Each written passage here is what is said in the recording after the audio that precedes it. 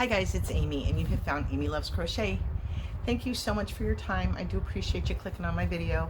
I know there's lots and lots of videos out there on YouTube, but what I like to do is just share what I've gone through with my crochet journey, and maybe it'll help you and maybe it'll give you a laugh. So this is one of those videos that I like to call Fail or Fabulous. Maybe fail to fabulous or just fail to fixed. This is actually a tunic, a summer shirt, if you will, that Yarnspirations put out a video 7 years ago. And when I was starting the shirt, I did not yet have my my dress form to be able to measure. And so I was telling you guys my journey about trying to fit stuff on yourself while you're making it, and it wasn't working for me. So I've had a lot of hiccups across the page about trying to make some shirts. And so this is one where I started with a chain and I didn't do a gauge, of course, and the chain seemed to fit. And then when you actually start working the stitches in, the chain shrinks in a little bit. So I've done all this work to make two panels exactly the same that you just sew across the top to have little shoulder connections, and then you just leave a space for the armholes and then sew down the sides. And it was going to be too small for me.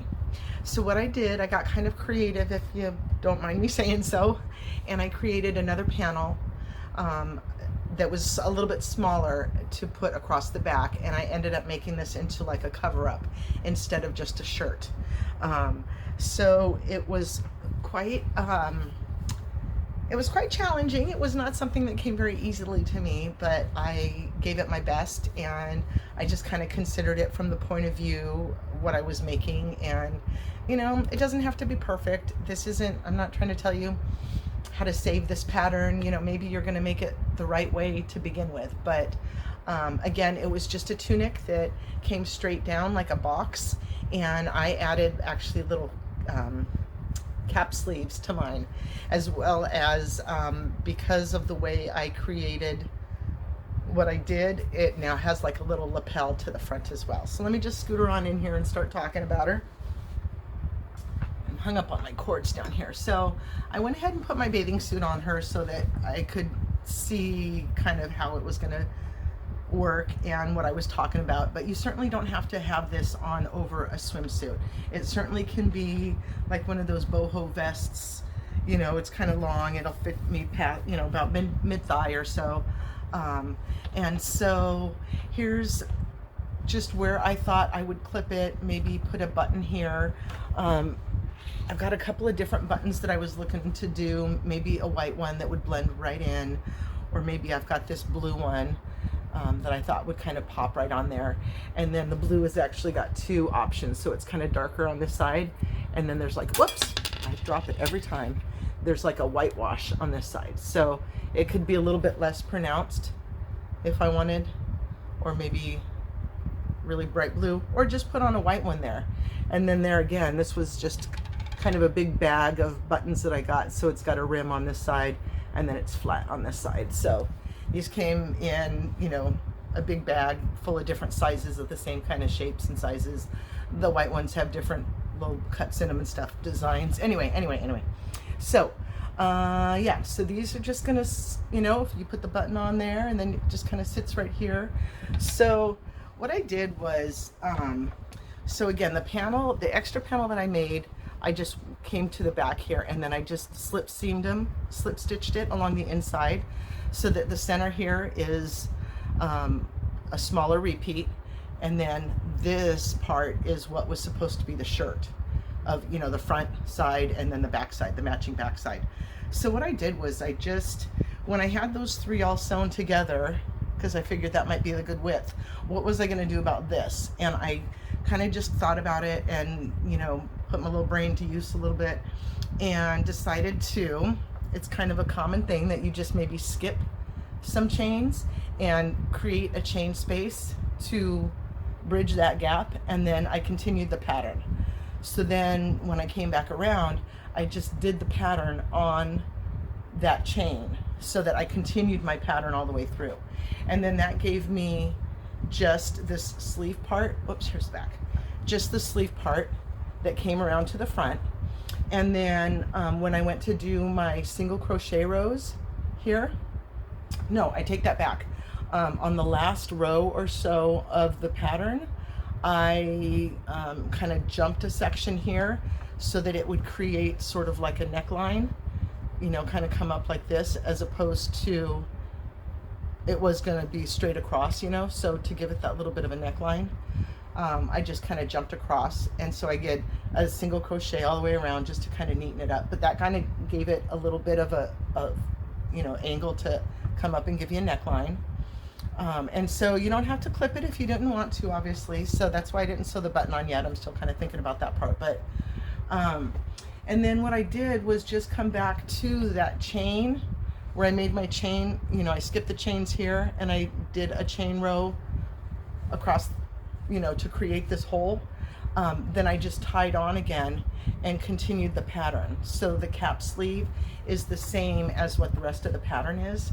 I was trying to decide whether I was going to come up a certain point and then stop and then maybe just do double crochets, or, you know, something like that, maybe treble crochets to come across the shoulders. But I really like the idea and the ability that I, you know, that I was able to kind of incorporate the rest of the pattern to be the cap sleeve. So I say it's not perfect, obviously, all the time. I say that because I still learn as I go. Like, once I start working on something and I just go, I'm crocheting, and a couple of rows later I'm like, wait a minute, that's kind of droopy. So the way that I have this kind of looking for you here and set up is pretty much the way I think it sits on my body, with this kind of gappiness here. And the button is required because I have tendency to make stuff a little bit too big on the shoulders and it ends up falling off my shoulders, which is what was happening here.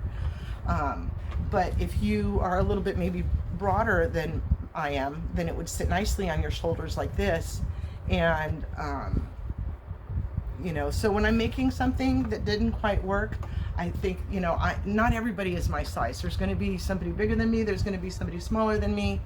You know, who knows who it would fit, because, you know, it's all just a journey. I'm just learning kind of as I go. So when Mikey made the tutorial 7 years ago for the tunic, he used Caron Simply Soft Light, which is a size 3 weight, which I had not heard of before, so I had to look that up. But I've got lots of this 4 weight in my stash. Of course, what I preferred to use in this case was some cotton, because I really wanted it light and airy and a little absorbent, maybe if it's over a swimsuit. So I like the pattern very much. Here, let me move it in and show it to you because it's really, really cute. So you're coming around, and so like, let's start on a fan. You've got these great fans here, and then you do a single crochet, chain 3, single crochet to create this little loop here, and then you do a V stitch on the next row around, and then you do a row of single crochets, and then you're back to these fans, which is just a double crochet, chain 1, double crochet. And so I thought it was really, really cute and really, you know, light and airy. And now he made one, I'll insert some pictures. His that he made with the tutorial is in 3 or 4 different colors. I thought that was kind of interesting, you know, very stylish or whatever. But I'm just trying to get work through what yarn I've got, and so that's why using this white cotton was just going to be a good idea for a summer cover up, or like I said, like a kind of a boho vest if you were just going to leave this open. I'll take that off here. So, you know, whoops, see, I don't have it set right. I don't have her set right, but I just thought it was super cute. Little cap sleeve. You know, little vesty like looking thing here. Get there. Whoops, whoops. Yep. Me and my making the top too broad. I don't know what I'm going to do about that. So, okay. So, wanted to kind of show you, if I could, how long it is. See, about mid-thigh. A little bit longer than my arm. So that's something that you have in your control, obviously, as you go, because you just start at the bottom and work your way up. So, cute little cappy sleeve. You know, I wondered if maybe the armpit hole I made a little bit too big as well. Maybe I shouldn't have gone over as much. But again, if it's just a cover up for whatever you're wearing underneath, it doesn't really matter because it's either like a shirt or something underneath, you know. So there you go. Alrighty guys, thanks so much for sitting with me today. I hope you enjoyed my little fail to fixed. Maybe it is fail to fabulous in your opinion. I try not to get too big-headed, or, you know, I try not to get into my head is what I mean to say. This is really cute. I'm going to congratulate myself on it. End of story. All right. Thank you so much for sitting with me. I hope you do come back and see me again. Have a blessed day. Thank you. Bye-bye.